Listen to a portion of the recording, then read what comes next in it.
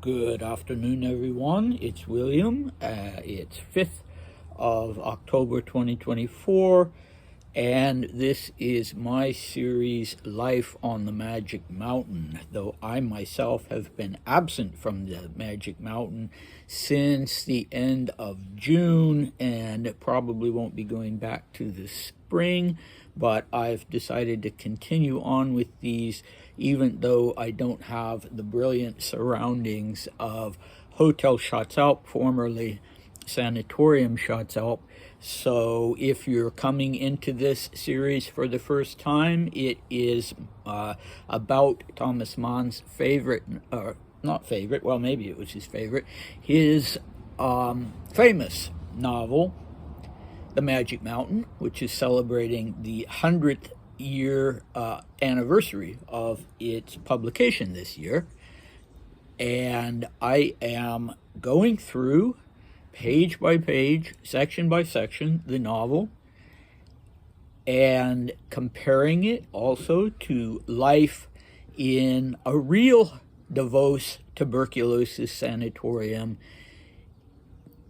during the sanatorium era. So yeah, I am the historian in residence at one of the old sanatoriums that, as I mentioned, Sanatorium Schatzalp, now Hotel Schatzalp. And Schatzalp and life in Davos is something that I have been actively researching for some years and continue to research. So it's fascinating for me to look at what Thomas Mann wrote and compare it to what I myself have found. So enough about that. Hopefully you've already heard all of that anyway. This chapter is entitled A Necessary Purchase, and it's not the most inspired chapter title that Thomas Mann has ever used. A lot of times his chapter titles are quite funny and ironic. This one is pretty basic. And yet, like many things in the novel, it talks about a dichotomy, a dual situation. So what is necessary? Purchase here means, yeah, just buying something, the usual understanding of that word. And what is necessary and what determines what is necessary. So this starts out with Joachim and Hans Castorp, our hero, Hans and his cousin Joachim, in Davos and shopping. So, well, taking a walk, but also looking in on the shops. And the question is, what is Hans Castorp going to buy? Well, that depends on what he's going to be doing. He is supposed to be in Davos for only 3 years. 3 weeks. And so he might be looking at travel items, possibly anticipating. He's really just arrived, but he could be interested in things to make his return journey comfortable, and maybe even more comfortable than his journey there, or some souvenirs to take back to Hamburg, which is where he's from. Or, on the other hand, he could buy things that will be useful at the tuberculosis sanatorium in Davos. And so it is, as in so many other instances in the novel, it is a kind of crossroads. So which way is he going to go? And he ends up ordering 2 camel hair blankets that he can use on his balcony in the evening when he goes out and follows the example of the patients and does a rest cure out on his balcony in the evening, and they wrap themselves up. But he makes the decision that he is not going to buy a fur-lined sleeping bag. He's only going to buy the blankets, with the rationale that the blankets are useful things anywhere. He can take them back home to Hamburg, where he doesn't actually need a fur-lined sleeping bag, but he can certainly make use of the blankets. So another feature of this chapter is the concept of Satan or the devil, and this is a particularly interesting chapter. In fact, if you were going to read piecemeal 1 or 2 chapters of the book, this would be an excellent one for sort of getting an overall feel of what the book is like if you want to read one chapter and then decide whether you're going to read the entire book. And I should, just for the sake of orientation, tell you that my Kindle informs me that we are now 14% through this very long book, so not very far along, but it's well worth, I think, developing these themes. And if, in fact, you have not already read the book, then there will certainly be spoilers. So if you want it to be absolutely pristine in your first reading, then you won't want to actually watch this series until you're finished and then go back to it. Okay, so Satan, yes. Some of you know that I myself am writing a novel, and the title of my novel is The Prince and the Devil. And one of the things I like to suggest to people who are doing the preliminary reading of what's finished is that they keep an eye out for where and in what form the devil appears, whether they see it as strictly allegorical or metaphysical, or in a more literal sense, because my novel, unlike The Magic Mountain, actually does have a supernatural element to it. So I would make the same suggestion with this chapter, and in fact we've already dived into that a little bit, because the previous chapter was called Satana. Well, there was a previous chapter called Satana, and then the last one was Satana Makes Shameful Suggestions. And so Satan has been associated here with not the underworld and not evil, but with the surface world, the world of light and the sun and work and progress and rationality.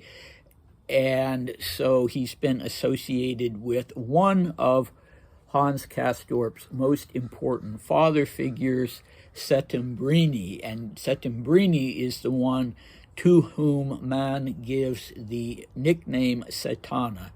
And Settembrini is the one who recites a poem by another Italian literary figure like himself, Carducci, who has written this poem as a tribute to that form of Satan, the non-underworld form of Satan, but the Satan who rebels against the old sort of medieval religious ideas and says, no, I'm for progress and rationality. So that's, not an image of Satan that we usually see. But anytime the devil is mentioned in the Magic Mountain, it is equivocal, and the reader is left to decide whether this is the underworld devil or the surface world devil, the devil of darkness or the devil of light. And so that's important, because the book itself has the underlying theme of the duality of things, and whether duality is a positive or a negative thing in various situations. So almost every chapter, almost every paragraph, you have something that speaks to that theme. So we can start with just a little physical, some things I noted down that are common, I share in common with Thomas Mann, observations about life in Davos just on the superficial level. Castorp experiences the cheerful, serene sound of bells filled the air as cows wandered the slopes. And I certainly associate Davos with bells, not only church bells and bells striking the hours, but also this truly wonderful sound of cowbells. So there are cowbells up on the mountain by Schatzalp, which is quite high up, higher than the sanatorium where Joachim and Hans are staying. And on a clear, beautiful day, you can also hear cowbells coming from all the way across the valley because of the acoustics there, and it really is a lovely sound. Certainly a sound of summer. And he talks about So this is the very end of July, the beginning of August, and he talks about how people are dressed. The women are wearing open work sleeves, which display their upper arms. This is 1907, by the way. And the men are wearing, some of them are wearing linen suits, and Joachim himself is dressed in ivory flannels and a blue blazer. And I was thinking about what are the typical kind of clothes that I see in Davos in summer in 2024, for instance. And yeah, they're sort of, you know, sporty clothes, I guess you could say. Yeah, pretty conventional. Not like in the US where everybody's wearing shorts and t-shirts and flip-flops. So that's kind of nice. All right, and then, yeah, just another thing, Joachim and Castorp has observed people reading papers before dinner in one of the salons of the sanatorium, and you can certainly do that at Schatzalp. In the, you know, you have the papers on their hooks, and you can read them before dinner, after dinner, whenever you want to read them in some cozy nook in the Grand Salon or the X-ray bar or the game room or something like that. So that's something that is traditional to sanatoriums and to hotels in Europe, and that you can enjoy as well. All right, so here we start with the first big dichotomy, or you could say the dualism of the weather in this case, because in Davos, one of the famous quotes from the novel, there's not a month when it doesn't snow. And so after having this beautiful day where he'd gone out walking with his cousin, all of a sudden there's snow on the ground, and it's snowing even though it's early August. So as the author puts it, on the third day, it was as if nature had taken a tumble. Everything was turned upside down, and Hans finds out when he talks to Joachim that it's not at all surprising.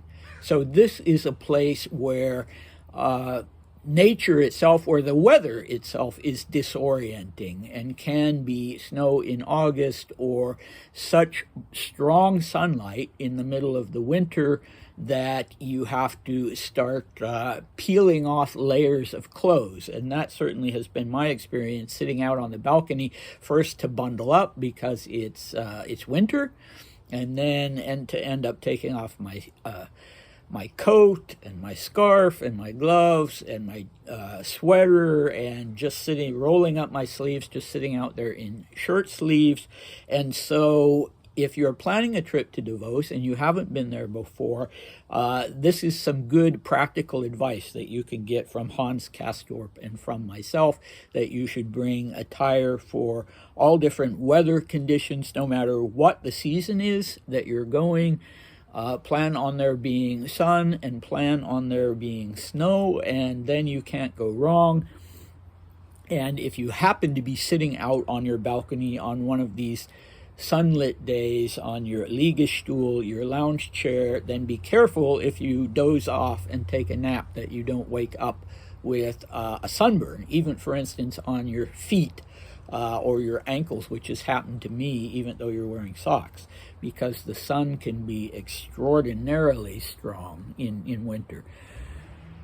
All right, and yeah, just on another superficial note, you don't have to go to a shop in Davos like Hans Castorp and buy 2 camel hair blankets, because if you are staying at Schatzalp, you will typically find 2 very warm wool blankets in your closet or your wardrobe, and those blankets are not camel hair, but they're beige and very warm.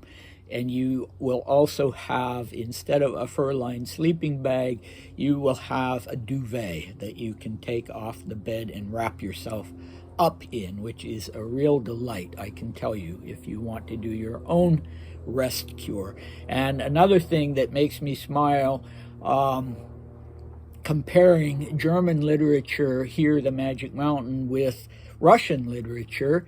In some of Dostoevsky's novel, Dostoevsky had spent some time in Switzerland, and he has characters note who are coming back from Switzerland that in Russia the cold can be even more profound and you can feel it, but Russians bundle up to go outside, but when they're inside, they keep their rooms so cozy and warm and even hot that people visiting from Switzerland or from Germany will find it stifling. And one of the great things in 19th century Russian literature is that people actually sit or lie on the stove, and that always confused me until I realized that they had these big tile stoves in any room that you were going to be spending much time in, and the stoves actually had these wide shelves that, yes, you could sit or even lie down on and feel nice and cozy and warm. And so characters in Dostoevsky who come back from Switzerland very often say, well, maybe it's not as cold outside, but by God, they don't heat the rooms. The rooms aren't hot and cozy like they are in Russia. And so, yeah, that's just sort of a fun dichotomy. Okay, so now we're getting to the real business of this chapter. So we have Hans Castorp still looking for a father figure. He's 23 years old, almost 24 when he arrives, but has never really had a father in his life. And so the first one that presents itself as a possibility is probably the director and the chief doctor of the sanatorium itself. His name is Behrens, but the other one, Settembrini, is very different. He's a patient. He's an Italian man of letters, a literary man, a humanist. And one of the first things he tells Hans Castorp is that he should look upon both of the doctors at the Berghof as sort of underworld deities or demigods, and for that reason to be wary of them. So Settembrini, in this chapter that talks both about duality and about fathers, sets the tone to begin with by talking about his own father. His father was also a literary man and an intellectual, a man who lived the life of the mind, you could say. He abandoned himself to literature, Settembrini tells Hans Castorp, and then tells him that he had a warm little study. It had to be warm in his study. So I think there's some actual equation here or association here with the warmth that Herr Settembrini's father insisted on having, the warmth and coziness, and that he himself was that sort of person. He was a warm person, and Settembrini, in associating himself with his father, is also presenting himself to Castorp as a warm person, and that is very, very much borne out throughout the novel. Of all the characters there, of all the prospective father figures, he's really the one who cares about Castorp the way a real father would. So he contrasts that view of his father and himself and the warmth and coziness of their life and the refinement of being men of letters and humanists and literary men with what he calls the Berghof, the sanatorium in Davos, as this damnable and barbaric place. So you couldn't have a starker contrast. And in fact, he tells Hans Castorp, my soul is constantly tortured by debasing sights, and then goes on to say, our director is a buffoon and an imp of Satan. So here is the devil popping up in his negative, in his more traditional negative light. And then the assistant doctor, Krakowski, he calls a shameless father confessor given to monkish excess. So here you have monks in the underworld. You have things that are usually associated with the positive side of religion you have located with the devil in the underworld. So Settembrini's association of monks is with the unenlightened medieval part of history. So it's not surprising that he would place them within hell, essentially, or at least within the underworld. So Hans Castorp has only recently, in the previous chapter, had this dream where he's being chased by Krakowski, who wants to dissect his brain, and he also is seeing Barons as this uncanny, kind of scary figure who can hypnotize patients with his whistle. He doesn't actually have a flute. He whistles, and two of the lady patients turn into birds and come and land on either side of his head, on his shoulders.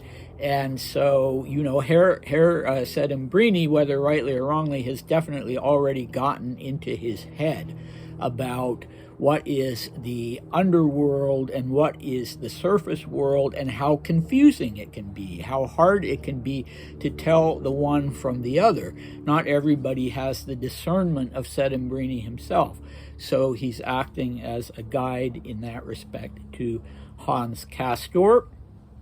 Okay, so were sanatoriums places that would be described as damnable and barbaric? Well, you know, not at all. You know, they were not like prisons or mental facilities where people were locked up and couldn't leave. Anybody could leave a sanatorium anytime they wanted to, and that went for public sanatoriums as well, not just in Switzerland, but in the US, in Canada.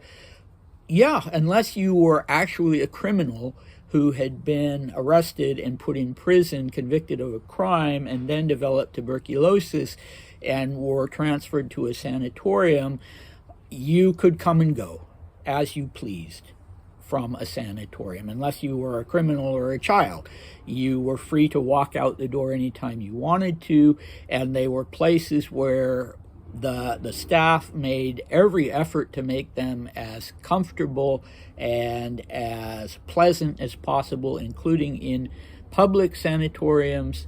So in that respect, no, they were not damnable and barbaric places at all. And yet they are, for Settembrini, places where a person can be very easily drawn into the underworld. And this is what he is consistently trying to warn Castorp about. Don't just go by what you see on the surface. This is a seductive place, and a place where you can be drawn permanently into the underworld. And in fact, you had that dichotomy, as I say, in tuberculosis sanatoriums. Some people liked them so much that even when their health was restored, they wanted to stay on. And if they were discharged, they would come back for visits and, you know, be there as often as they could. And we've even heard about one patient who was so determined to go back that she tried to make herself ill. And yeah, so you can be seduced by the charm of life in a sanatorium, and it can turn into the underworld for you. All right, and what about this that he says, that Settembrini says, my soul is constantly tortured by debasing sights? Well, this was in this series every week. I'm also talking about a real person who lived in a sanatorium. He lived at Castorp, and he was there much later than Hans Castorp in the Magic Mountain. He was there between 1939 and 1942 when he died. He was very, very seriously ill, as you can tell by the fact that he did die. And for him, sanatorium life, even though he talks in letters to his sister about how nice it was, as far as his room was cozy, it was comfortable, it was like a grand hotel, but at the same time, he found it sordid, a word that he frequently used, because of being around people who were sort of locked into this sanatorium life and who were ill themselves, and he wanted to be someplace where everybody was healthy. So he found it debasing, but that was one form of reaction to life in a sanatorium, any sanatorium. Okay, so let's see, dare I go further? I guess so. So Settembrini, what is Hans Castorp's first impression of him? Aside from this offensive very first impression that Settembrini is like an organ grinder, and he remembers a troupe of organ grinders and singers who were Italian singing outside the window of his grand home in Hamburg, and so he makes that association with Settembrini, that there's something sort of cheap and humorous about him, and that of course is the opposite of what Settembrini really is. So now his view of the man is evolving, and now he uses the words brazen rebelliousness and a professional naysayer who hacks away at everything around him, and I can't help it, that always makes things rather untidy and disorderly, which those are two things that Hans Castorp simply hates. And the irony is that Settembrini also hates any kind of disharmony, but Hans Castorp is seeing Settembrini as the source of disharmony, not surprisingly, because Settembrini is the one who's bringing all of these dualities to Hans Castorp's attention for the first time. And so that puts Hans Castorp's thoughts into an untidy and disorderly shape.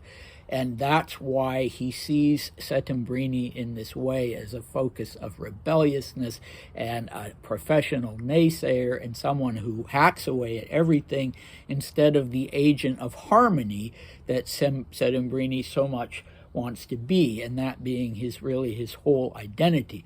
So I think I will stop there, because we're going to dive into one of the most important, something that's at the heart of the book, and that is the duality of illness itself, and whether it is a thing that ennobles or a thing that debases, and what forms that might take, what the antidote is to that, and what Settembrini is specifically offering and recommending to Hans Castorp, if Hans Castorp is willing to take him on as a father figure and a mentor. And we can also talk a little bit about the duality of Davos itself during the sanatorium era. And yeah, we've already talked about the duality of the sanatoriums, and Davos itself was divided between being a health resort and a place where people went to sanatoriums and sometimes had to fight for their lives and sometimes lost that fight, as on the other hand, glamorous winter sport resort. So you find that duality everywhere. And yeah, I usually don't sort of divide chapters into two parts, but this one is so important and so long that I think it's justified in to do that. And I've already gone on for a half an hour, so it's a good time to start. So do please come back next week. It will be either a Friday or a Saturday, hopefully. And yeah, I'll see you then. Bye.